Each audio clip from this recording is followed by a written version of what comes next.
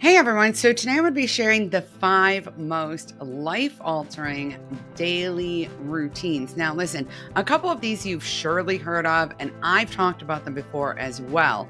But I need you to know that routines throughout our day create a lot of space for us to avoid decision fatigue and overwhelm and to automate some things. But it's not just that, they help us transition from one part of our day into another.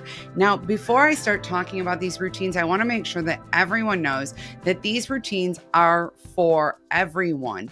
And I'll be offering some modifications based on whether you work from home or you're a stay at home parent or maybe you're retired, and how you may want to transition some of these routines to work in your own life. But outside of morning and bedtime routines, there are a few others that we all need to be incorporating into our lives to make our lives go a little bit smoother, a little bit easier, reduce our stress and overwhelm, and free up some of the time and energy and mind space we need for the things we love and that matter most to us. Now, if you're new here, my name is Cassie Feld, and this is Upcycled Adulting, where we help you upcycle your real life into your best life by creating healthy habits, overcoming obstacles, and growing to accomplish your goals. Now, I struggled to create routines and habits for almost my entire life. And once I started really nailing down how to create routines, it was really life altering.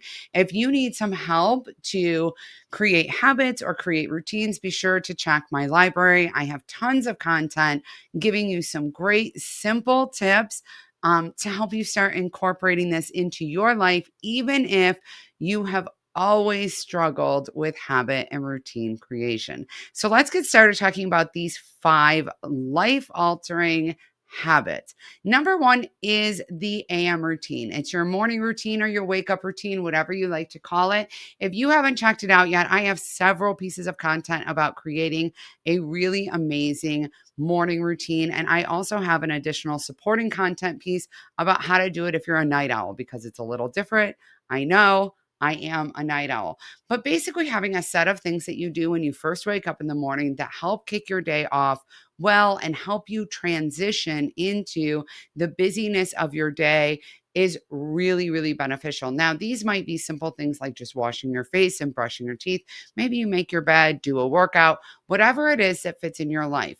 It's really important to be aware that your routines don't have to be 1 hour long, super complicated things to be considered a routine. Some of my routines take 10 to 15 minutes, and that works for me, and it may work for you as well. But just creating that set of things that you do automatically to help you move into the next part of your day is really, really beneficial. And that starts as soon as you wake up in the morning.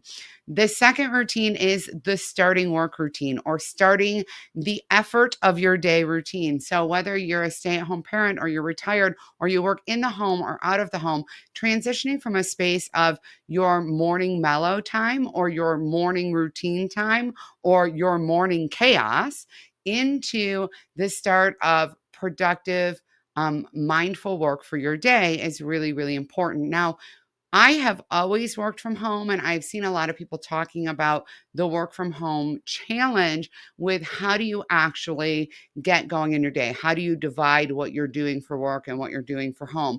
And by the way, this is also true if you're a stay at home parent, because I think it's really important to create a very specific intentional part of your day where you say, this is my job for the day, and an intentional part of your day where you say, and now I'm not 100% holding this bag, and you share some of that responsibility. When you start work, it can be very helpful to start with a commute that helps transition your mind. That may be listening to a podcast, that might be listening to an audiobook, something geared toward your work life to help you transition in there. And if you work from home, it can be really helpful to leave your house and go for a walk to the end of the block and come home, to create a faux commute, because there's something about that that helps you check into your office and out of your house rather than feeling like you're home all day And so it all just starts to blend together, right? So it's important that we give ourselves those breaks. I like to include things about starting my workday, like checking my email and checking my schedule. So my start of workday is pretty simple. I do a little bit of commute, I do a check in with my employees, I do an email check, and I check my schedule and get going on my work. But doing those things helps set me up to get started in my workday, even though I work from home. Number 3 is your end of workday routine. And this is a similar thing. This book ends your workday. So, what you want to do is, again, you can do that little commute that you did in the morning, and you're going to set yourself up to transition back home. So, maybe in your commute home, you're listening to some of your favorite music, or you are stopping for a home errand, or you're doing something related to your home life. All right. Now, if you work from home, or if you are a stay at home parent, this is a space where I highly recommend that you transition into your home life by doing something a little bit relaxing to you, something that gives you a moment to come up for air and to separate your evening and home life from your workday. It's really important to not carry work into your home life. Now, at this point, I like to again check my email. I like to go ahead and recheck my schedule. I move work items to the next day or later in the week if I didn't get them completed. And I wrap everything up for work, put it all away. I close the laptop. I do the whole thing. Now, listen, y'all, I don't generally close all the tabs on my laptop. It's okay if you don't do that either, but I do make sure I don't have more than like 10 open so I don't get overwhelmed in the morning because I tend to be a little bit slow with the tech and I get overwhelmed easily with tech. So I try to get some of them bookmarked and closed and all that good stuff. This is also a space a lot of times I love to cook. So I start thinking about what I might want to cook for dinner. I generally have a meal plan laid out. So I start kind of thinking about when do I want to get dinner going? Is there a show I want to catch tonight? What are my plans for the evening? So this is a nice place to transition out of work and into home. Number 4 is the witching hour routine. Now, the witching hour routine is generally right when you get home from work or right when the kids get home from school. There's this period of time in the evening. It's not just babies who have this, older kids have this too, and we as adults have it too, where we come home and we all get a little bit anxious and irritable and overwhelmed because there are a lot of things going on in the evening. Perhaps we have to get dinner ready. We might have activities. Maybe there's homework to be done. There tends to be a lot of stuff. And then there's people coming and going, and everyone's kind of bringing the energy from their day into the house. And it can be a lot. Somebody had a rough day at school. Somebody's really excited about what happened today. Someone else is just tired or they're feeling a little burnt out, and everyone's bringing that energy in. And sometimes that pot gets a little rank. And so we end up with more heightened emotion, more reactivity, more struggles, and more challenges. So, in the witching hour, meaning when everyone gets home and we all kind of have these things coming up and we're getting a little, tight, it can be really helpful to have 10 or 15 minutes that we reconnect with the other people in our house. One of the things we like to do in my house is go around the table and say, what's the thing? What was the best part of your day today? What was something that was a challenge or something that you learned today? And kind of let everyone have a moment to be like, this was a great thing that happened to me. This was something that was a little challenging, or this is something that I learned, or this was, something that it was unexpected in my day. And no one has to share something that was tough because we don't all have that, but we do make sure that everyone shares something that they're grateful for, proud of, or happy about from their day. And this is also a great time to have a little healthy snack. Get a glass of water because, y'all, if you're dehydrated, you're going to be irritable. I know that's one of the big secrets that no one knows. But having this little routine, I know when you have school age kids, it's like come in the house, get all of your stuff put away, unpack your backpack, wash your hands, come to the table. Let's all have a little snack and some water. Let's talk about the best part of our day, what may have been challenging, and how we can maybe support each other, and what our plans are for the evening. And just having that little transition into getting back into home life, getting reconnected to the family, feeling really heard and supported can make a huge difference in how the rest of your evening goes. Now that all of my kids are adults and I am an empty nester, what we tend to do now is my partner and I will make dinner. I'll make dinner. We will chat about what happened in the day. We also work together. So a lot of times before we get into making dinner, we kind of unwind whatever might still need to be done tomorrow. We do a touch base there, and then we get dinner going. We have dinner, we clean up the kitchen, we set up our coffee for the next morning. I water plants a couple days a week, and then we transition into our evening. And a lot of times through this process, we'll start talking about, do we want to play Scrabble tonight? Do we have a show on Netflix we're trying to catch up on?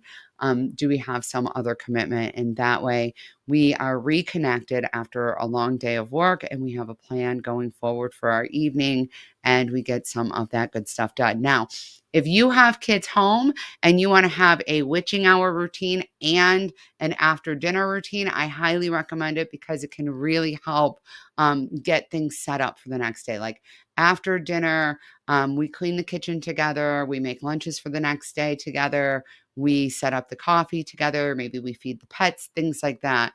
We do a little set of household chores, we do a little tidy time. Maybe kids do homework while grown-ups are getting some of this other stuff done.